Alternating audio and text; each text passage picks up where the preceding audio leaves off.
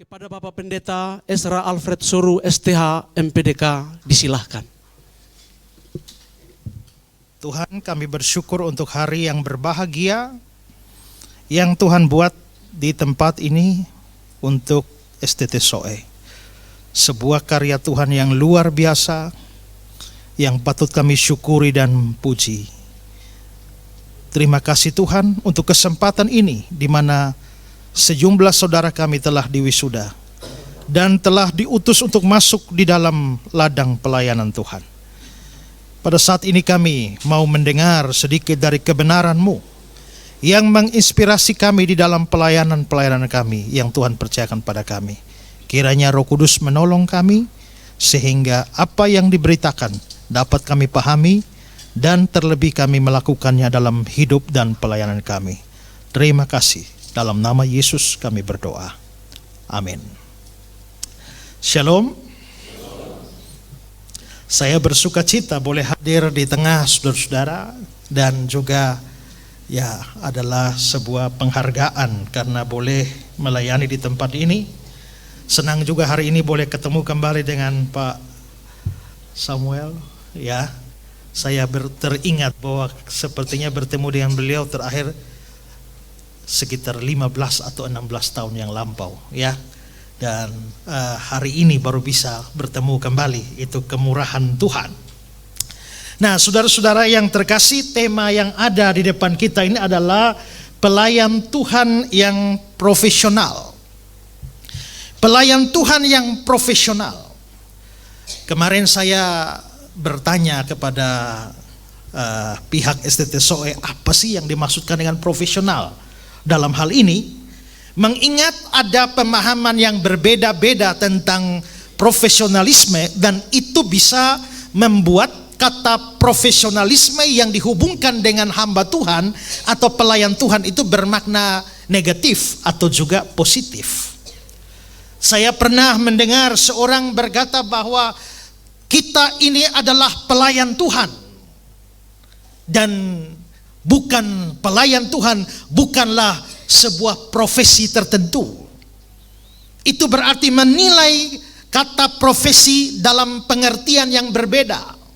Maka di sini penting untuk memahami definisi dari profesionalisme ini sehingga kalau dinilai secara negatif maka seorang pelayan Tuhan bukanlah seorang yang boleh dikaitkan dengan profesionalisme tertentu. Tapi saudara-saudara, studi yang lebih mendalam, saya tidak cukup waktu untuk memberikan penjelasan secara ilmiah tentang istilah profesional atau profesionalisme ini. Tapi jelas bahwa studi yang lebih dalam tentang kata ini itu tidak bermakna negatif apabila dikaitkan dengan hamba Tuhan atau dengan pelayan Tuhan. Nah, pada hakikatnya adalah bahwa profesi, istilah profesi itu dihubungkan dengan sebuah pekerjaan yang membutuhkan keterampilan atau latihan secara khusus dan tidak dapat dilakukan oleh orang biasa yang tidak terlatih atau tidak memiliki kemampuan, tidak memiliki keahlian atau keterampilan dalam bidang profesi yang dipanggunya atau yang diembannya. Misalnya, seorang dokter adalah sebuah profesi dan seorang dokter haruslah seorang yang profesional dalam bidang kedokteran. Tidak bisa seorang sarjana teologi lalu menjadi dokter lalu mengobati orang. Bisa, mungkin mempunyai keahlian, tetapi itu tidak dikaitkan dengan suatu profesi, profesionalisme dalam bidang kedokteran yang dikerjakannya. Atau juga bisa seorang pengacara misalnya, atau seorang advokat dalam bidang hukum. Dia harus adalah seorang profesional dalam pengertian dia harus menempuh pendidikan hukum dan mempunyai keterampilan di dalam melakukan tugasnya yang berhubungan dengan bidang hukum. Seperti seorang dokter juga harus menempuh pendidikan yang khusus yang memang melengkapi dia dengan kemampuan dan keterampilan di dalam dunia medis. Maka saudara-saudara, jikalau pengertian seperti ini yang kita ambil, maka jikalau kita bicara soal pelayan Tuhan yang profesional, maka seharusnya kita berbicara soal pelayan Tuhan yang terampil, pelayan Tuhan yang terlatih, pelayan Tuhan yang menjadi ahli dalam bidang pelayanannya. Jikalau definisinya seperti itu, maka kita bisa melihat bahwa ada banyak orang yang hari ini terjun di dalam bidang-bidang pelayanan tertentu, tapi mereka sama sekali tidak profesional. Hari ini banyak muncul pengkhotbah. Kita bisa menjumpai pengkhotbah di mana saja, tapi tidak semua pengkhotbah itu profesional dalam pengertian terlatih, terampil, dan memiliki kemampuan berkhotbah dengan baik. Hari ini muncul banyak orang yang mengajar, tapi mereka tidak profesional dalam pengertian mereka tidak terlatih di dalam pokok-pokok yang mereka ajarkan. Yang seperti kata Paulus, ada orang yang sesat. Mereka menjadi penyesat karena mereka hendak menjadi pengajar hukum Taurat, tapi mereka tidak mengerti pokok-pokok yang mereka bicarakan. Dan terkadang tidak jarang menyesatkan. Saya pernah berkata bahwa bayangkan kalau ada seorang pengkhotbah di gerejanya yang jemaatnya 50 orang, tapi ajarannya menyesatkan. Setiap minggu dia berikan pengajaran, setiap minggu dia berikan khotbah, dan seandainya itu berhasil secara maksimal, ada 50 orang yang disesatkan setiap minggu. Tapi dengan era digital sekarang, khotbah yang menyesatkan 50 orang diupload ke YouTube dan ditonton oleh 100.000 orang. Maka 100.000 orang bisa ikut tersesat. Ketika iman Kristen diserang di media sosial misalnya, lalu bangkitlah orang-orang tertentu yang berkeinginan untuk membela imannya, membela agamanya, tapi sayangnya mereka tidak profesional. Sehingga pada waktu membela imannya, justru bukan iman Kristen ditegakkan, bahkan makin disalahpahami. Saya teringat pada tahun 90-an saya membaca sebuah buku. Dan buku itu bercerita tentang seorang Kristen bernama Antonius Widuri. Antonius Widuri ini entah bagaimana dia menantang seorang kiai untuk berdebat tentang Tritunggal. Tapi dibuat taruhan, kalau Antonius kalah, dia masuk Islam. Dan kalau Baharudin Budori, kiai itu kalah, dia harus masuk Kristen. Dengan percaya diri, Antonius maju dalam perdebatan selama 10 hari itu. Dan pada waktu menjelaskan tentang Tritunggal, dia membawa sebatang rokok. Lalu dia bilang, coba melihat rokok ini, ada filternya, ada tembakaunya, dan ada kertas. Filter, tembakau, kertas. Ada 3. 1 filter, 2 tembakau, 3 kertas. Tapi bukan 3 rokok, melainkan 1 rokok. Lalu rokok itu diambil oleh kiai itu, lalu dipisahkanlah filternya, dipisahkan kertasnya dan tembakaunya. Lalu diangkatlah filter ini. Apakah ini rokok? Bukan. Apakah tembakau ini rokok? Bukan. Apa kertas itu rokok? Bukan. Lalu kapan jadi rokok? Kalau ketiganya bergabung. Jadi apakah Bapak itu Allah? Bukan. Anak itu Allah? Bukan. Roh Kudus itu Allah? Bukan. Maka Antonius Widuri langsung menyadari kesalahan dan ketidakbenaran Tritunggal. Hari itu pun Antonius Widuri mengaku kalah dan membuat pengakuan iman, la ilaha illallah, asyhadu Allah Muhammad Rasulullah. Dia mau menjadi seorang pendebat, mau menjadi seorang apologet, tapi sayangnya tidak sungguh-sungguh memahami doktrin Tritunggal yang Alkitabiah. Maka justru bukannya menegakkan kekristenan, malah justru dia yang murtad dan menjadi seorang yang menyangkal, meninggalkan Kristen.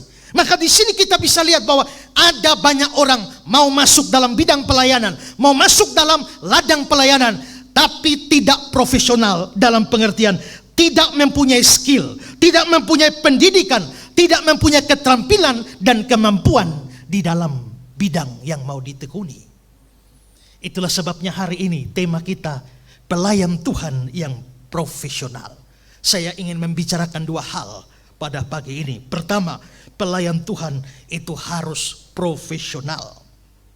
Saudara-saudara, seperti saya bilang tadi, jikalau kita bicara soal hamba Tuhan yang profesional, pelayan Tuhan yang profesional artinya pelayan Tuhan yang terampil, pelayan Tuhan yang terlatih, pelayan Tuhan yang bahkan menjadi ahli dalam bidang pelayanan. Saudara-saudara, Rasul Paulus itu mempunyai sebuah masalah, yakni masalah kerasulannya. Kita tahu bahwa Yesus pilih 12 rasul. Satu berkhianat dan bunuh diri, Yudas, jadi rasul tinggal 11. Setelah itu mereka memilih rasul pengganti Yudas, maka mereka pilih Matias. Syarat menjadi rasul itu tidak gampang. Seorang yang dari sejak awal bersama-sama dengan kita dan menjadi saksi mata dari kebangkitan Tuhan. Maka orang yang bukan saksi mata kebangkitan Tuhan tidak bisa menjadi rasul. Anehnya hari ini banyak orang mengklaim diri jadi rasul, mengklaim diri jadi nabi. Lalu Paulus muncul dan dia menjadi seorang rasul dipilih Tuhan. Tapi pertanyaannya adalah dengan orang-orang yang seringkali banyak mempersoalkan siapa mengangkat Paulus jadi rasul. Apa tanda dia sebagai rasul? Apa kualifikasi dia menjadi rasul? Maka saudara baca, kalau Paulus bikin surat kepada jemaat-jemaat yang tidak mempersoalkan kerasulannya, dia biasa dari Paulus hamba Kristus Yesus. Tapi kalau mereka mempersoalkan kerasulannya, dia selalu berkata dari Paulus rasul Yesus Kristus. Nah, Paulus seorang rasul.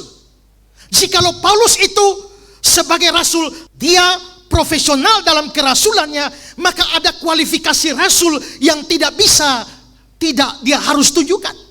Dan Paulus menunjukkan itu. Dalam 1 Korintus 9 ayat 1 dan 2 dikatakan, bukankah aku rasul? Bukankah aku orang bebas? Bukankah aku telah melihat Yesus Tuhan kita? Bukankah kamu adalah buah pekerjaan dalam Tuhan? Sekalipun bagi orang lain aku bukan rasul, tapi bagi kamu aku adalah rasul, sebab hidupmu dalam Tuhan adalah meterai kerasulanku. Maka di sini Paulus sedang mengatakan, aku ini rasul, profesiku rasul, aku profesional. Apa syarat menjadi rasul? Melihat Tuhan? Aku sudah melihat Tuhan. Ya, engkau buah pekerjaanku dalam Tuhan. Dia menunjukkan profesionalitasnya. Kalau kita bicara profesi sebagai suatu keterampilan yang harus dimiliki, maka Paulus memiliki kualifikasi itu. Dalam Kisah Rasul 22 ayat 3 dikatakan dia dididik dengan teliti di bawah pimpinan Gamaliel. Dia bukan orang yang tiba-tiba muncul lalu bicara dia sebagai seorang rasul. Tidak, dia menempuh pendidikan yang luar biasa, dididik dengan teliti di bawah pimpinan Gamaliel. Bahkan dia juga adalah seorang dosen tamu. Di dalam Kisah Rasul 19 ayat 9 dikatakan bahwa setiap hari Paulus berbicara di ruang kuliah Tiranus. Tentu dia harus seorang profesional baru bisa diundang menjadi dosen dalam ruang kuliah Tiranus. Paulus juga bicara tentang dirinya bahwa di dalam pelayanan mendirikan gereja, meletakkan fondasi gereja, dia adalah ahli. 1 Korintus pasal 3 ayat 10, aku sebagai seorang ahli bangunan yang cakap telah meletakkan dasar. Tentu saja ahli bangunan ini dia tidak bicara secara harfiah, tapi bangunan secara rohani. Dia katakan aku seorang ahli arsitekton, bahasa Yunaninya. Maka dia seorang arsitek. Dia mengatakan dia seorang arsitek yang cakap meletakkan dasar. Berarti Paulus bukan orang sembarang. Dia seorang yang betul-betul profesional di dalam bidang pelayanan yang dia tekuni. Di 1 Korintus 9 ayat 26 dia katakan, aku bukan petinju yang sembarangan memukul. Berarti ini bukan orang sembarangan, orang yang tahu apa yang dia lakukan, orang yang terampil dalam bidang yang dia lakukan, ahli dalam pekerjaan yang dia kerjakan. Dia seorang profesional. Pada waktu Paulus bicara tentang hamba-hamba Tuhan, penatua-penatua atau penilik-penilik jemaat, dia menekankan dalam surat-suratnya bahwa orang-orang semacam itu harus menjadi ahli, cakap. 1 Timotius 3 ayat 2, karena itu penilik jemaat harus orang yang cakap mengajar orang. Di 2 Timotius 2 ayat 2, 24, cakap mengajar orang lain, harus cakap mengajar. Cakap mengajar artinya terampil, memiliki keahlian, memiliki kemampuan mengajar jemaat. Maka seorang penilik jemaat haruslah seorang yang profesional dalam tugas yang harus dia kerjakan. Dalam surat kepada Titus dibilang dalam Titus 1 ayat 7, sebab sebagai pengatur rumah Allah, seorang penilik jemaat harus, ayat 9, sanggup menasihati orang berdasarkan ajaran itu, sanggup meyakinkan penentang-penentangnya, sanggup mengajar, sanggup meyakinkan. Itu berarti harus ada ilmu, harus ada keterampilan, harus ada skill di sana. Maka tidak sembarang orang bisa menjadi seorang pelayan Tuhan. Banyak orang menjadi pelayan Tuhan, tapi sangat sedikit yang profesional di dalam bidang yang ditekuni. Selain Paulus, kita melihat ada orang lain yang juga sangat profesional di dalam bidang pelayan. Seorang pelayan Tuhan, yaitu Apolos. Di Kisah 18 ayat 24. Sementara itu datanglah ke Efesus seorang Yahudi bernama Apolos yang berasal dari Alexandria. Kenapa Alexandria ditekankan? Karena Alexandria adalah kota pendidikan pada waktu itu. Pendidikan dunia kuno ada di Alexandria. Perpustakaan terbesar dunia kuno ada di Alexandria, Mesir. Sayangnya begitu tentara Islam menguasai Mesir, mereka membakar seluruh perpustakaan itu.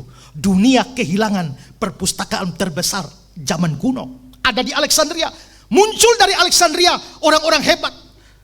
Kita mengenal ada Philo dari Alexandria, seorang yang hebat. Maka ketika Apolos dikatakan dia berasal dari Alexandria, secara implisit mau dikatakan bahwa ini bukan orang sembarang. Dia seorang yang fasih bicara dan mahir dalam soal kitab suci.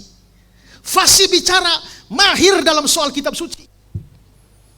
Seorang menghubungkan Apolos dengan Imam Esra di dalam perjanjian lama. Imam Esra sebagai ahli kitab itu yang mahir dalam hukum Taurat. Kira-kira Apolos seperti itu. Dia fasih bicara, mahir dalam soal kitab suci. Saya selalu berkata Apolos ini orang luar biasa. Pertama, fasih bicara, dua, mahir kitab suci. Kenapa? Karena ada orang yang fasih bicaranya tapi nggak mahir dalam kitab suci. Ada orang yang mahir kitab suci tidak fasih bicara. Kalau saudara harus memilih pendeta di gereja, pilih yang mana? Yang fasih bicara tapi tidak mahir, atau yang mahir tapi tidak fasih bicara? Nggak boleh pilih dua-dua. Kalau saudara harus pilih satu, fasih bicara tapi tidak mahir kitab suci. Yang satu lagi mahir kitab suci tapi tidak bisa bicara. Yang mahir kitab suci tapi tidak fasih, saudara baru dengar 10 menit mengantuk. Bapak, Ibu, saudara-saudara,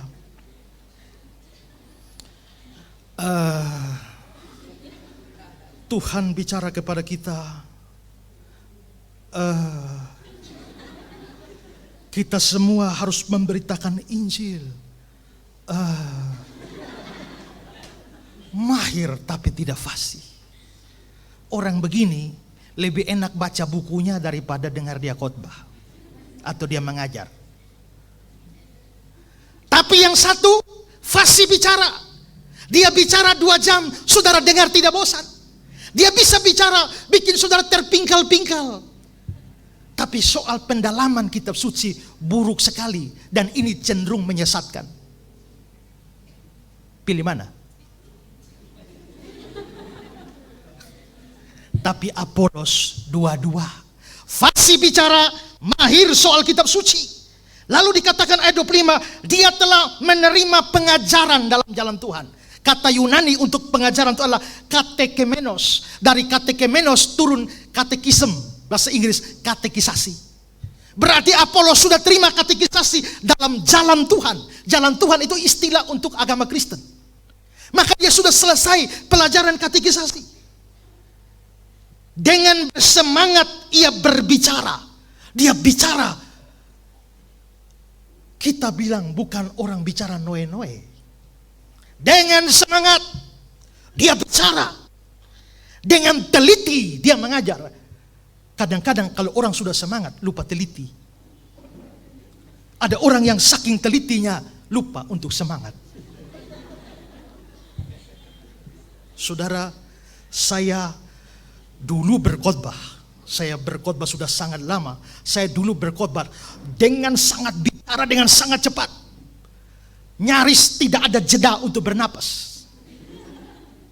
Lalu ada seorang yang sangat mengidolakan saya. Lalu dia juga kepengen bicara sefasih saya, bicara panjang berkalimat-kalimat tanpa jeda. Maka waktu dia bicara soal Yesus berkunjung ke rumah Marta dan Maria, lalu diberi makan di sana. Dan dengan semangat dia bicara. Dan saudara-saudara, pada hari itu Yesus pergi ke Betania, dia mampir ke rumah Marta dan Maria, dan dia makan kepada rumahnya. Saya jadi bingung, apa artinya makan kepada rumahnya? Saking semangat, tidak teliti. Tapi Apolos ini sudah semangat, teliti mengajar Yesus. Lalu ayat 26, dia mulai mengajar dengan berani. Wow, kenapa ini penting? Karena ini di rumah ibadat, bukan gereja, bukan rumah ibadah Kristen, rumah ibadah orang Yahudi. Dia bicara dengan sangat berani. Ayat 27, setibanya di Akaya, maka ia oleh kasih karunia Allah menjadi seorang yang sangat berguna bagi orang percaya. Sebab dengan tak jemu-jemunya dia membantah orang-orang Yahudi di muka umum. Membantah di muka umum. Berarti dia adalah seorang apologet yang melakukan debat-debat terbuka lawan orang Yahudi. Dan membuktikan dari kitab suci Yesus adalah Mesias. Dia kuasai perjanjian lama. Dia kuasai Septuaginta, perjanjian lama berbahasa Yunani. Dan dia buktikan dari kitab suci Yesus adalah Mesias. Maka saudara melihat Apolos ketika dia menjadi seorang pelayan Tuhan, terlihat dia seorang yang terlatih, dia seorang yang punya skill, punya keterampilan, punya kemampuan. Dia seorang pelayan Tuhan yang profesional.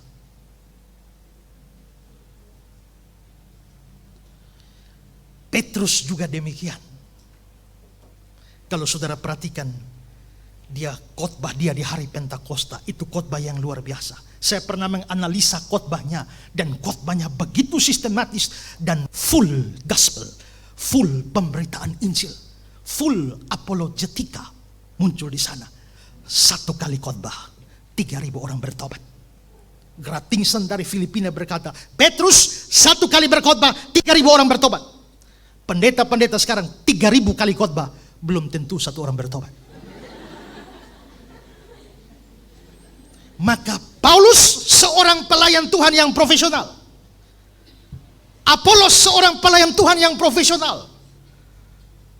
Petrus seorang hamba Tuhan, pelayan Tuhan yang profesional. Dalam arti mahir, punya keterampilan, punya skill di dalam pelayanannya.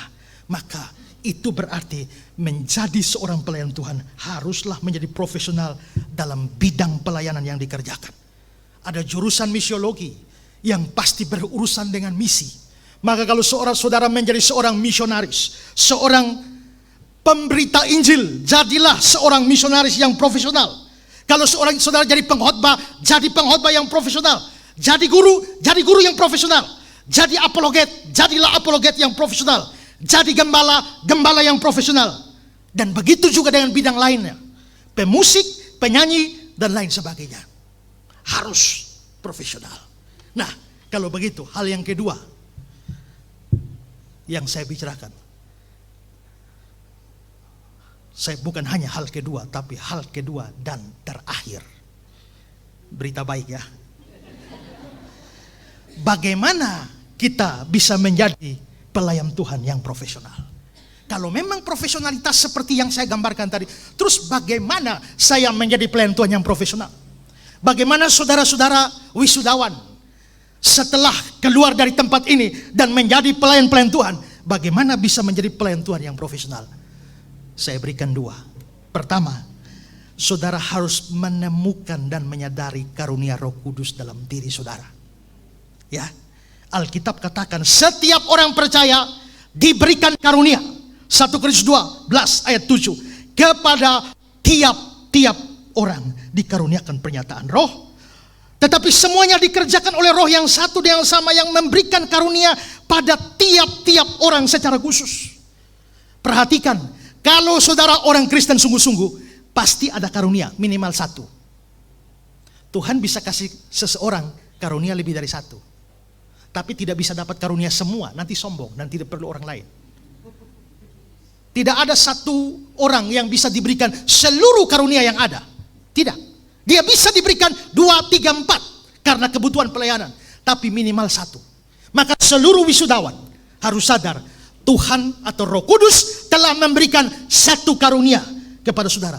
Dan Tuhan mau supaya setiap kita melayani itu dengan karunia yang diberikan. Seperti kata 1 Petrus 4 ayat 10, layanilah sesuai dengan karunia yang diperoleh. Nah, sekarang pikirkan, jikalau Roh Kudus memberikan karunia ini kepada saya, dan saya melayani berdasarkan karunia yang Roh Kudus berikan, maka saya bisa mempunyai kemampuan, keahlian, skill untuk melakukan pelayanan itu. Karena Roh Kuduslah yang memberikan kemampuan.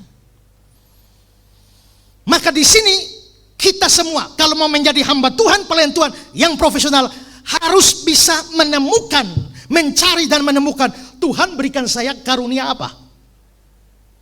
Baru bisa profesional. Saya sangat menyadari Tuhan memberikan kepada saya kemampuan untuk mengajar firman Tuhan. Itu karunia saya. Karena itu karunia saya menemukan dan saya melayani pada bidang yang menjadi karunia Roh Kudus pada saya. Maka saya dapat melakukan pelayanan saya secara profesional. Tapi orang tidak bisa secara profesional atau menjadi profesional dalam bidang pelayanan yang tidak dipercayakan oleh Roh Kudus kepadanya sebagai karunia. Saya bisa berkhotbah, saya bisa mengajar, saya bisa berapologia. Tapi Tuhan tidak memberikan kepada saya karunia untuk mengajar sekolah minggu. Saya pernah melayani di Kediri waktu menjadi mahasiswa teologi, karena gereja itu baru ditutup dan baru dibuka kembali. Maka tidak ada gembalanya, tidak ada pendetanya. Saya sekaligus mahasiswa, sekaligus jadi gembala. Semua pelayanan di situ saya yang lakukan. Main gitar, main keyboard saya, yang berkhotbah, yang mengajar saya, yang mengajar sekolah minggu juga saya. Dan satu hari saya mengajak anak-anak sekolah minggu. Begitu banyak anak dan saya di depan. Baru saya berdiri, satu anak lari keluar naik pohon. Saya kejar, saya tangkap, dia kasih duduk. Yang satu lari naik pohon lagi, dia pohon lain. Saya lari lagi, tangkap lagi, duduk lagi, satu lari lagi. Satu lari terlalu jauh, saya kejar dia dan tangkap. Begitu saya masuk kembali ruang sekolah minggu, anak-anak sudah main baku tembak. Saya menjadi jengkel dan saya keluar. Saya ambil parang, saya potong satu kayu. Dan begitu saya masuk ruang sekolah minggu, saya tiarap di kursi dan saya tembak mereka semua. Dan mereka juga tembak saya. Hari itu guru sekolah minggu dan anak sekolah minggu main baku tembak. Untuk menutup acara sekolah minggu, saya bilang, adik-adik, makna rohani dari apa yang kita lakukan ini adalah hidup itu adalah peperangan rohani. Saya jengkel sekali dan tidak bisa menjadi profesional di dalam sekolah minggu. Kenapa? Karena itu bukan karunia yang Tuhan berikan pada saya.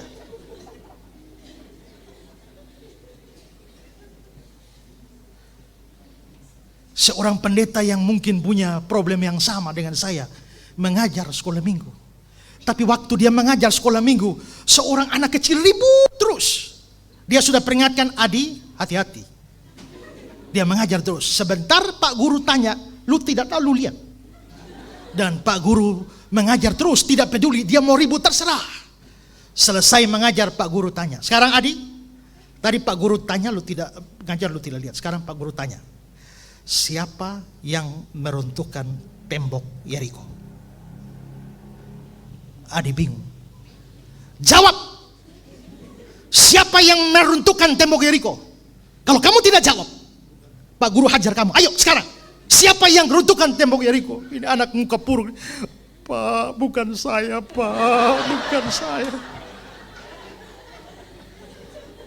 Pelayanan menjadi buruk dan tidak bisa profesional di situ. Kenapa? Karena memang Tuhan tidak memberikan karunia di sana. Tapi kalau Tuhan memberikan karunia di situ, maka saudara mempunyai kemungkinan untuk menjadi profesional di dalam pelayanan itu. Maka penting menemukan karunia. Lalu saudara bertanya pada saya, bagaimana cara saya menemukan karunia? Silakan tes seadanya pelayanan. Waktu masuk sekolah minggu, kok nggak cocok ya? Anak-anak kacau balau, berarti bukan di situ. Coba saudara masuk ke paduan suara. Begitu menyanyi, semua awalnya baik. Begitu saudara masuk fals, bukan di situ. Saudara mulai mencoba lagi di musik kacau, coba lagi di ini kacau. Ternyata begitu saudara masuk ke diakonia, kok nyaman ya? Kok senang ya? Kok menikmati ya? Orang-orang bisa senang dan sukacita terhadap pelayanan saudara. Dan saudara bisa mengembangkan diri dalam pelayanan itu. Itulah karunia saudara. Maka cara pertama, temukan karunia saudara. Dan layanilah sesuai dengan karunia itu. Dan yang kedua, ini betul-betul terakhir. Setelah menemukan karunia, teruslah mengembangkan karunia itu. Saya kasih catatan. Karunia yang bisa dikembangkan itu yang ada hubungan dengan bakat atau natural. Tapi karunia yang supranatural tidak bisa dikembangkan. Misalnya karunia bahasa roh.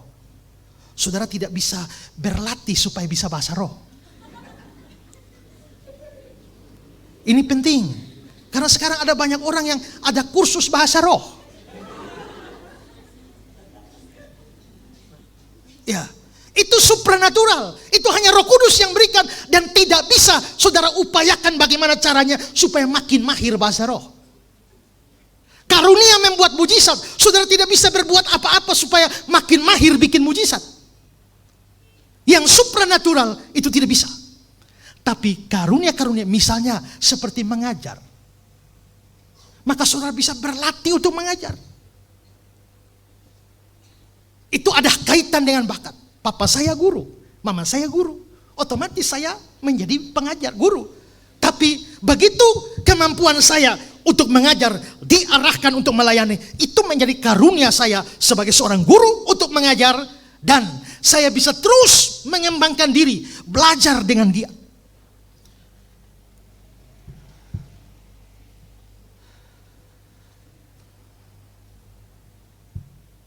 Setiap hari sekolah boleh tamat, tapi belajar tidak boleh tamat. Beberapa teman bertanya kepada saya, apa sih kuncinya pelayanan Pak Esra? Saya bilang banyak teman saya begitu selesai STH, mereka selesai belajar. Tapi saya belajar lebih banyak setelah saya selesai kuliah ketimbang saya masih kuliah. Saya memimpin acara-acara tanya jawab. Di dalam, kalau saya seminar, sedikit orang yang hadir. Kalau saya KKR, banyak orang yang hadir. Gara-gara itu saya mulai sekarang saya hanya bikin KKR tanya jawab. Jadi saya khotbah 30 menit, saya persilakan semua menjawab. Bertanya, saya jawab. KKR di Sabu, mulai dari jam 7 pagi sampai jam 7 malam, selesai jam 4 pagi. Begitu juga di Papua, di lapangan sepak bola. Saya bilang, tanya apa saja, saya pasti bisa jawab. Walaupun jawaban saya adalah, saya tidak tahu. Itu juga jawaban. Karena kita hanya bisa menjawab dari segala tulisan yang diilhamkan Allah. Ada orang tanya sama saya, Pak, Apakah di planet Jupiter ada manusia atau makhluk-makhluk seperti alien? Apakah mereka berdosa juga? Dan apakah Yesus pergi ke Jupiter untuk menebus mereka? Sebelum itu saya bilang, sebelum saya jawab, saya tanya balik dulu. Lu mau tahu itu untuk apa? Ya kan? Tanya yang penting, bukan yang penting tanya.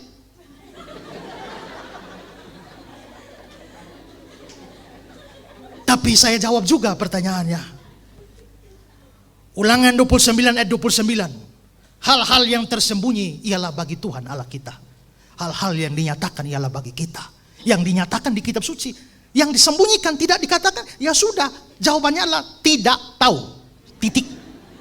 Itu adalah. Maka saya terus belajar. Lalu ada orang pernah bertanya, Pak Esra, bagaimana saya bisa menjawab begitu banyak pertanyaan seperti Pak Esra? Saya bilang, belajarlah setiap hari dari sekarang selama 20 tahun ke depan. Karena saya sehari ini adalah hasil belajar dari 20 tahun lalu. Tidak ada yang instan.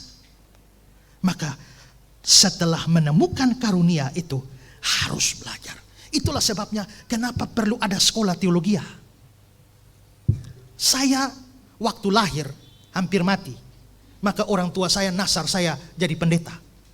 Kalau selamat, akhirnya selamat, tidak jadi mati. Maka saya sudah dikasih tahu orang tua akan menjadi pendeta. Saya keberatan. Karena cita-cita saya sebenarnya astronot. Tapi setelah saya cita-cita jadi astronot, pergi ke bulan dan planet-planet lain, saya pikir-pikir terlalu tinggi. Akhirnya saya turunkan, tidak jadi astronot, tapi jadi pilot. Cukup di awan-awan. Tapi hari ini Tuhan jadikan pendeta. Maka saya bersyukur. Sebagai astronot, saya bawa orang ke planet lain. Tapi saya turunkan jadi pilot, bawa orang ke awan saja. Tapi dengan jadi pendeta, saya bawa orang ke surga.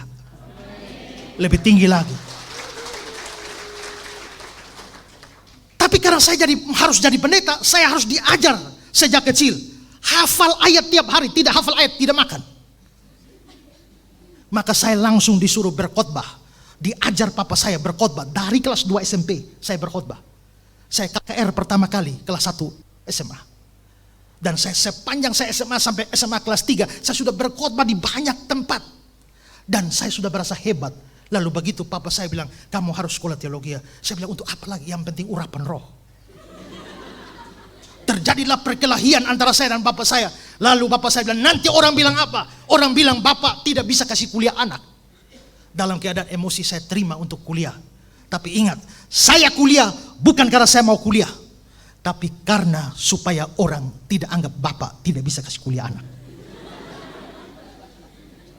Setelah saya masuk sekolah teologi tingkat 1, baru saya berdamai dengan bapak saya dalam hal itu.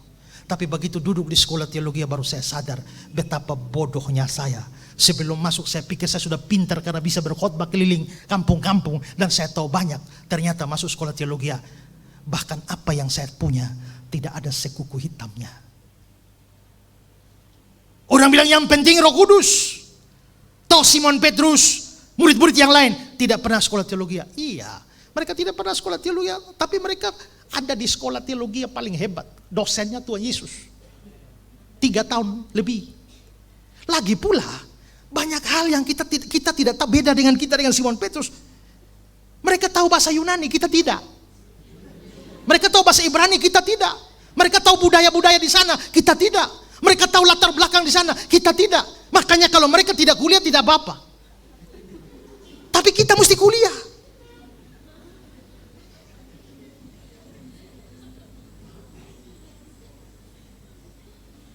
Maka di sini kita bisa lihat belajar giat.